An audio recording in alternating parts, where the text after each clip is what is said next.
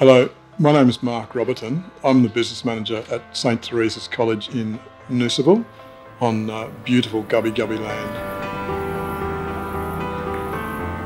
Working for Brisbane Catholic Education, we were invited to participate in this Darkness to Daylight challenge.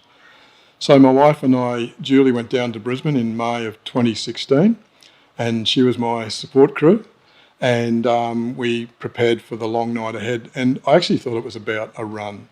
And before the run, I attended this vigil, and I was just amazed, firstly, at that vigil, the scope of people were there. It was just such an amazing experience, and it actually wasn't about the run. It was just the connections and so on that I felt that evening. In 2017, I'd put a bit of a program together with another staff member here who happens to be my wife, and we wanted to take some students down and participate in the Darkness to Daylight challenge. My thinking at that time was men have got to stop hurting women. And so we handpicked 7 of our Year 10 boys. They were amazing boys, but they weren't shining. They were young men who were good men, young men, but they were a bit naughty.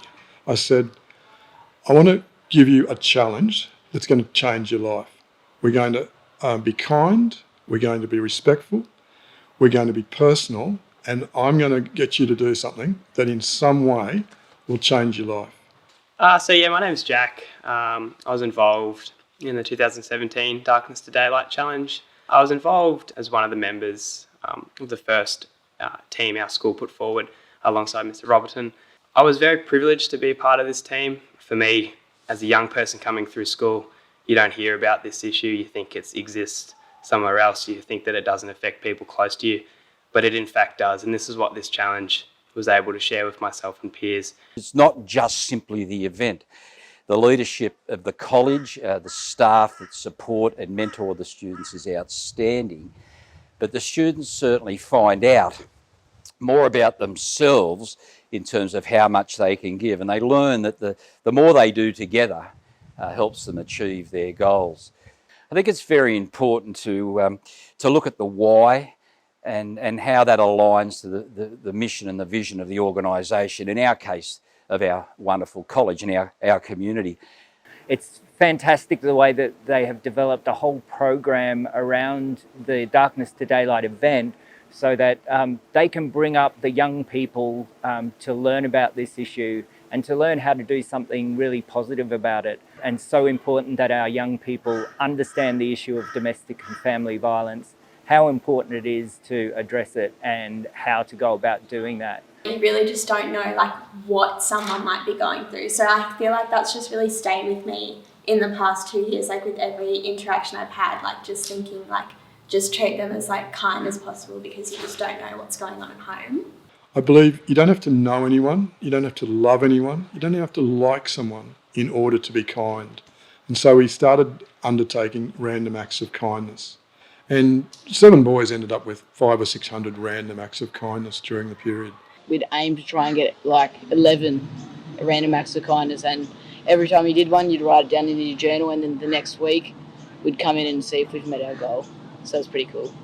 And the second thing we concentrated on was respectful relationships. I wanted to personalise it, and I got 7 stories of survivors of domestic violence, and we tailored the stories a little bit, given that these are 15-year-olds, and we gave each of those boys a story. That was the person that they ran for. We all had a candle. We lit it and we ran with it throughout the night, and that there was just a light to always remind you of the person you were running for. It just kind of kept you going if you ever had your own doubts or something. The thing that really grabbed me were the stories of hope from the survivors. And the physical runs, it actually wasn't about the run. It was just about getting out and talking about the 8 elements of the power and control wheel. And that led up to 2 staff and 7 boys on our way to Brisbane. And then seeing that dawn, that beautiful sun on the river representing the love and compassion and the community around survivors. There's such a community spirit, and there's something really compelling when you set out to do a big task as part of a team. The impact of the program on the students who participate, but also the rest of the community who learn the story and support and donate to it is significant. I think it highlights the importance for the students, and it also helps the students find their pathway through to leadership. It wasn't just fun, it was also for a cause, so I signed up. It makes you appreciate what you have, but it also makes you want to change the lives of others. It's just amazing seeing them develop as part of their own leadership journey. I wasn't part of this program because I'd been touched by domestic violence, but that's what I thought. I actually had been and I didn't know. One day, about 5 or 6 years ago, I was out training with a friend of mine, and Jane is an extraordinary athlete, extraordinary woman, business person and so on. And I just told her a little bit about what I'd been doing at work, and she told me her story. And it was the most amazing story of survivorship in domestic violence I'll ever hear, probably. She's now the most remarkable person I've ever met in my life. And we invite Jane to come and join us for dinner at Coolum and tell her story to our students.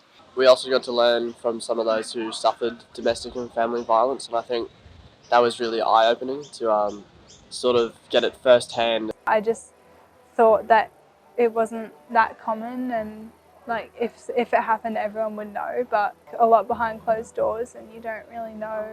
Eye-opening hearing about like all the experiences that they went through, and like it's like still like with them to this day. To have Jane come in and tell her story, it's incredible, and it's why I run. Every year I run for Jane. Some of these students have actually been touched by DV, and we want to know their story a little bit. We've got counsellors who are able to help, who are on standby if those students need support. But it's a great insight for us because we want them to be part of the program. For me, it was about preventing anything like this from happening in the future. Domestic violence is something that you hear about a lot on TV, and heaps of people experience it in their day-to-day lives. And I guess to me, if I could put in anything at all to help prevent that from happening, I would do that. We've had 80 students participate in the program. They've raised over $35,000. It's been an absolute privilege to be involved in this challenge, in this program, for as many years as we've been involved. To see young people come through, take on a challenge, they don't know what's involved, but to really put themselves out there, to raise awareness, to spread the word, to raise money, and then undertake a physical challenge, it's just been amazing. And to watch their growth, to see them, our students that have been through the program, graduated college, and they're making their own way through life, and to meet up with them, and a lot of them I've seen since they've left school, they are really decent young men and women, and all of them will mention just a part of that program. It's just something that has stayed with them forever. It looked like a really good experience, and then all the seniors that you talked to that did it just had really good things to say about it. And me personally, I wanted to be a part of that, so yeah. I just can't reiterate enough what a privilege it is to be part of it, and I'm just part of the team.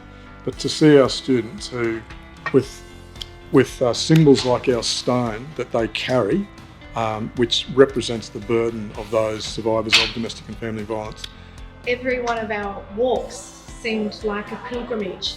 It was leading towards our final walk, which was our ascent to Mount Coolum, which is the most amazing experience when you're sitting at the top of the hill as a group, you know, looking at what you've done as a collective. Hi, I'm Bella and this is Lockie, and we're the captains for the 2021 Darkness to Daylight team. It's been really inspiring over the years to see how schools and young people have embraced it. Get on board, and I think we can change the world. People go through so much and how they're scared, but there's always like a little bit of hope, and it's just very inspirational, so I would definitely say 100% do it. Amazing experience, really worthwhile to participate in. Challenging but rewarding. Yeah. The outcomes for these students to know that nothing is done or achieved without hard work, support, and this whole sense of togetherness. I think the challenge of the Challenge DV is to involve your schools if you possibly can. this experience has definitely shaped what I would like to take forward into life and being a good person. If you are a school or a college or an institution who really wants to make a change in domestic and family violence, I can't encourage you enough to get our young people involved. They are amazing.